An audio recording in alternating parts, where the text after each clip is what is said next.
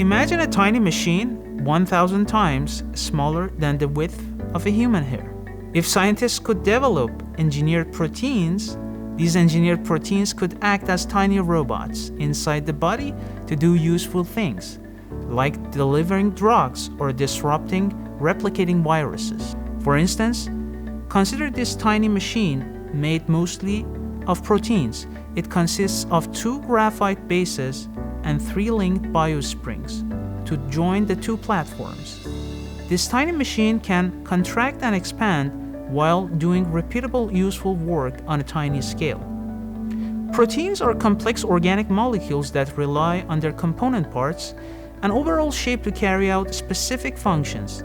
They can go through a remarkable transformation from a long linear chain of amino acids in their unfolded state to intricate 3-dimensional shapes when folded. Understanding how proteins fold and unfold is key to being able to build these very small robots, or nanorobots, because folding and unfolding of proteins prescribe basic motions for these tiny robots. But this is a complicated problem. We can't see proteins with our eyes to watch them fold and unfold.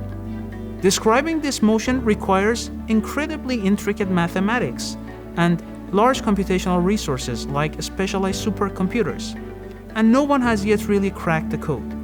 This protein motion prediction using computers becomes a hard challenge, specifically for studying and simulating the motion of nanorobots made of protein molecules. My name is Alireza Mohammadi, and I'm a robotics engineer who has always been fascinated by proteins. I'm designing numerical algorithms to simulate how proteins fold and unfold, and my bright idea is to design simulations of protein folding that are operating under constraints, specifically the kinds of constraints that proteins experience when they're folding naturally, for instance inside cells. To do this, I'm drawing inspiration from mathematical approaches that enable complex motion control, like with a robotic arm, and path planning algorithms, like those that help a self-driving car or mobile robots to navigate traffic and congested areas to mimic these conditions.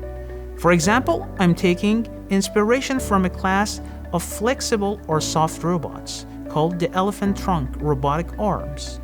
Elephant trunk robotic arms move because chambers inside the arm, which are filled with compressed air, allow for a wide range of movement while still being lightweight. This design was inspired by the wide range of motion and gripping ability of the elephant trunk, as well as by using fast algorithms to approximate how folded proteins might be able to replicate similar motions. What's particularly exciting about this approach is that what we learn from studying protein folding can then be applied back in the regular sized world. Applications of my approaches can help improve the processes from which they took inspiration, including helping self-driving cars to navigate better.